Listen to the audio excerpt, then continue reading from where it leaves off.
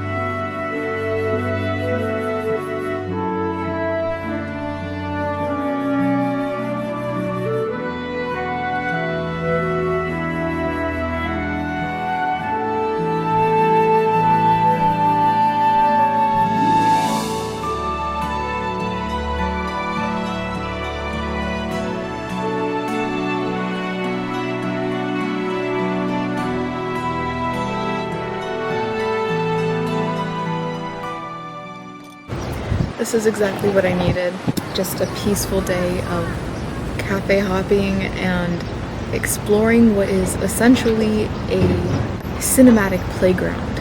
It's just so fun to walk around and find new places to film and take pictures and just look at all the beauty and all the creativity that has gone into the construction of this beautiful village. It's incredible, it's fun, it's what I like to do, and I'm really grateful that I get to do that. So yeah, I was kind of second guessing whether I should come here or not, but I just decided, what the hell. If I stay in the dorm, all I'm gonna do is hide in my room and not talk to anyone, because I haven't really been feeling up to socializing lately, so I think it was the right call to just get out, because I have actually talked to people here and I've been having fun doing it. So yeah, I don't know where I was going with that, but I'm glad that I decided to get out and explore again. I mean it every single time. I love Busan. I love it so much.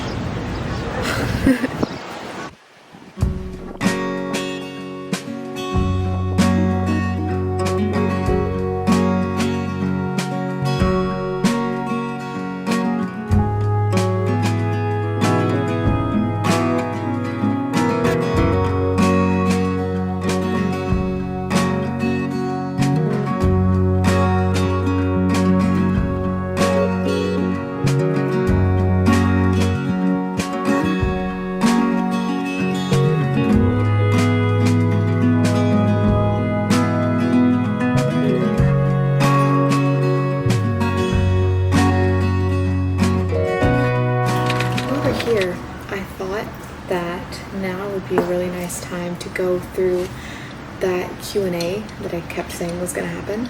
Obviously I'm by myself, so it's not going to be a whole group thing like I was originally planning, but I always feel like I'm inconveniencing people when I'm asking them if they want to do a Q&A of a YouTube video with me, so I'm just going to do it myself. And yeah, I have all the questions on my phone. So question number 1. What was the most surprising or exciting thing at Korea or Korea University? I think the most surprising thing at Yeongnam is how big the campus is. Like, you think you've seen all of it, and then you have a science class all the way on the other side, and that's when you realize how massive this thing is, and the 15 minutes that you have to get from class to class is not enough sometimes. That is especially the case on Tuesdays for me. I have to run. I gotta sprint for my classes because it's so big. And the most exciting thing, I think the most exciting thing is the fact that because I'm in like classes that is prominently for an exchange student, so I think the most exciting thing is just getting to meet so many people from all around the world and having those conversations of cultural differences and lifestyles. And even a lot of my teachers are from different places of the world. I only have a few teachers that are actually from Korea, and so it's really interesting to hear these stories of people all around the world, and that's probably the most exciting thing about Korea University. I completely didn't realize how many different people I was going to meet until I actually got there. That's kind of a segue into the second question. Are the people there nice? Yes, the people here are very nice. I'm a little intimidated by Korean elders, to be 100% honest. I don't think that they're mean. I just think that they have a different way of communicating that's a lot harsher than I'm used to. And so for them, it's completely normal. For me, like, I'm used to it from like the Mexican side of my culture, but you know, I speak Spanish, so entiendo, right? I understand what they're saying, and here they're using pretty much the same aggression, but I don't understand what they're saying. So to me, it's just aggression and no meaning behind it because I don't understand, and that's not me. But yes, everyone is very nice, very helpful. I haven't had too many negative experiences. Obviously, you can't say that everyone is amazing. There are still some people that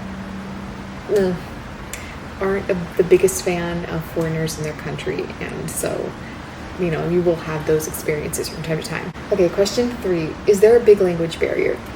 I covered this in the other questions. Yes, there is a massive language barrier, and not just verbal language barrier, but intonation is there's such a big difference, you know. I feel like in the US there's such an, you know, like exaggerated politeness in the United States, and so here that's very different. It's not just a language barrier with words, but it's a language barrier in the way you say those words and the way your body language is. And especially there's such a big barrier on like cultural contact. So like a lot of jokes that are funny to me don't hit with everyone around me, especially my European friends. I didn't realize that there was going to be such a big barrier between Americans and Europeans when it comes to a lot of things, but there is, especially when it comes to comedy. And so sometimes that's very difficult. Sometimes I really just want to talk to an American because they're going, or even a Mexican, because I feel like the comic there is very similar. But when I'm talking to someone from the Netherlands or someone from France, sometimes there's still a very big cultural barrier that my communication just doesn't come off as it would if I was talking to an American. Okay, someone asked, is it lit? Yes, it is lit. I'm enjoying my time. I'm ready to go home. I will admit that. I am so psyched to just do nothing in my house when I get back. But I am trying to live in the moment and appreciate where I'm at and what I'm doing, which is why I kind of force myself to go out every weekend. But yes, it is lit. How's classes going? Classes are going very well. Not to brag, but I literally got in 103% on one of my midterms. I don't know how I did that. I did study very hard for that one though. My other midterms went pretty well except for my Korean midterm. I knew I was going to be struggling in that class, and it's very hard.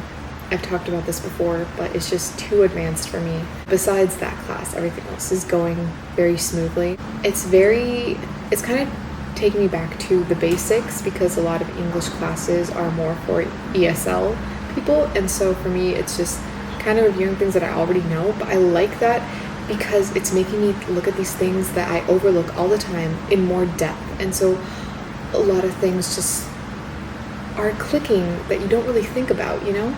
It's very obvious, and it's obvious to the point where you don't think about it, and when you realize that you haven't been thinking about it, you realize that there's just this gap that you've been overlooking. And so it's still very educational, just in a whole different way than what I had last semester back at home. We are preparing for finals, and we have like 3 weeks of school left.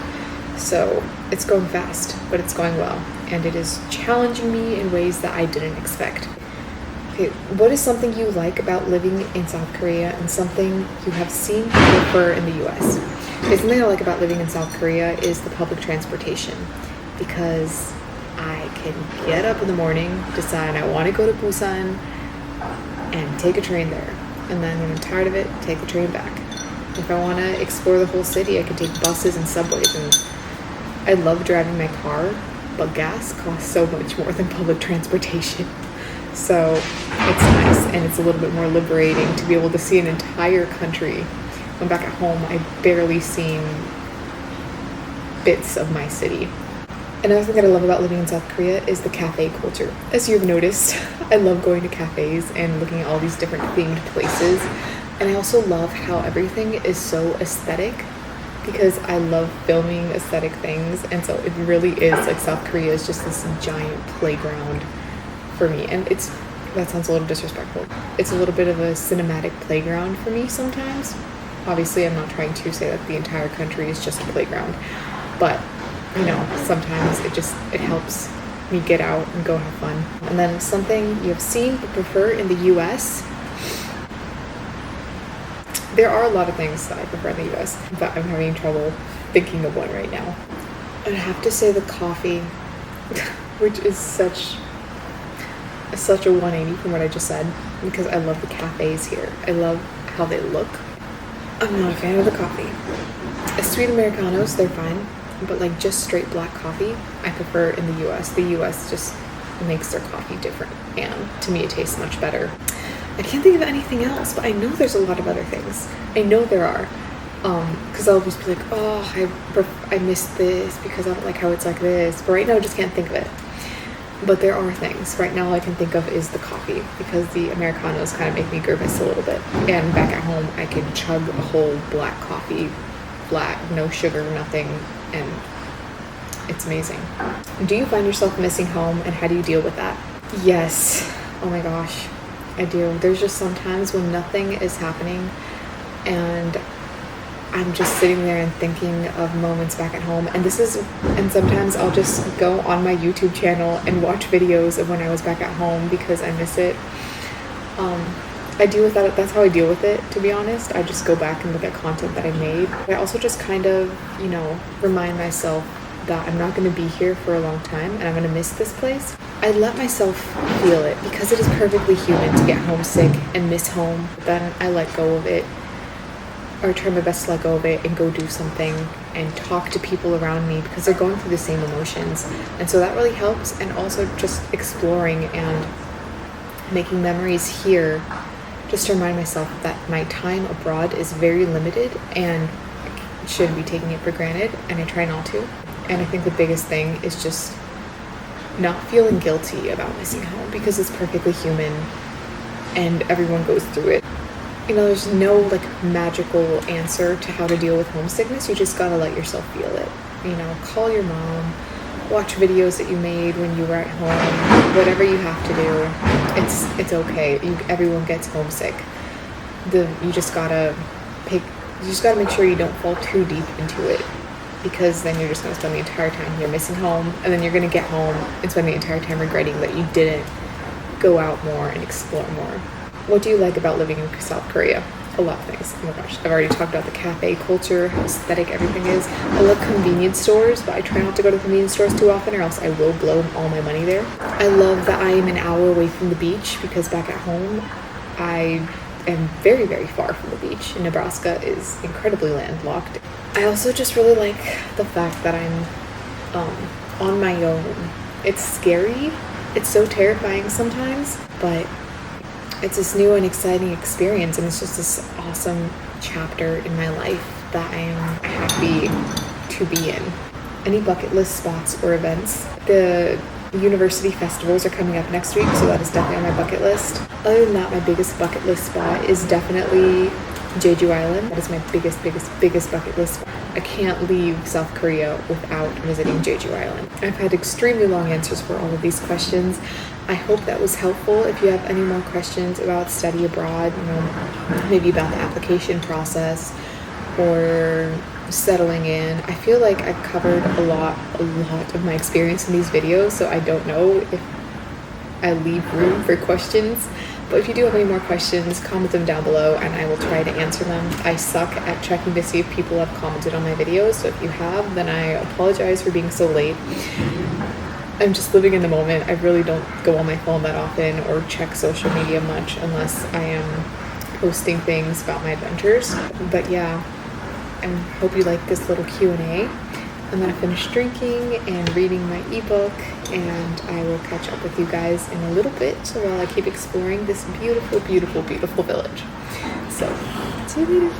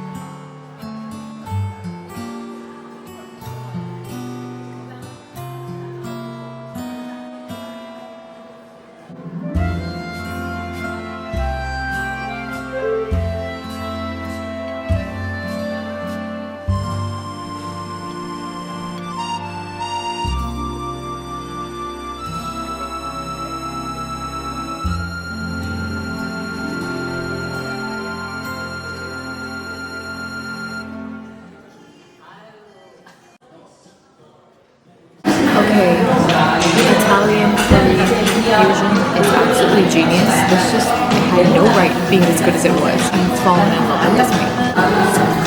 I'm so full now.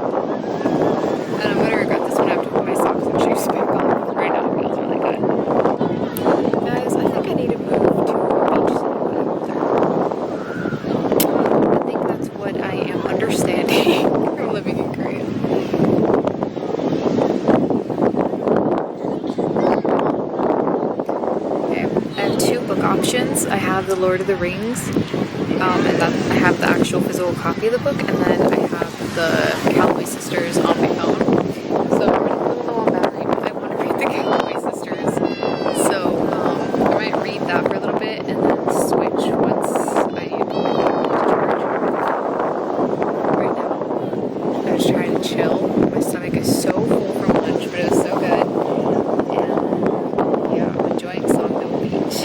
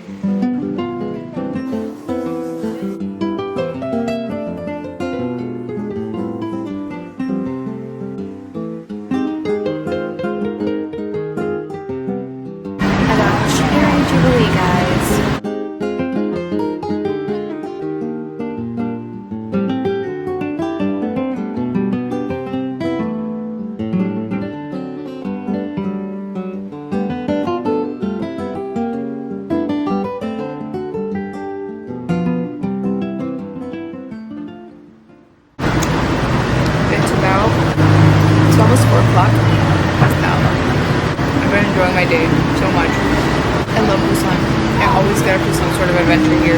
It's a great place. I really like Huinnyeoul village. I think I liked it better than Gamcheon actually.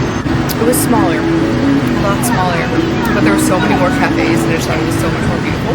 And Songdo beach was really low key. It was really nice. So I don't think I'm gonna do much anymore. I don't want to get back to my room too late. So I think I'm gonna finish up this ice cream and I'm gonna get a bus to the train station and head home early. Last thing I'm just doing absolutely perfect. This is cookie croissants. I haven't tried one yet, but there's a bakery close to the dorms that sells them. So I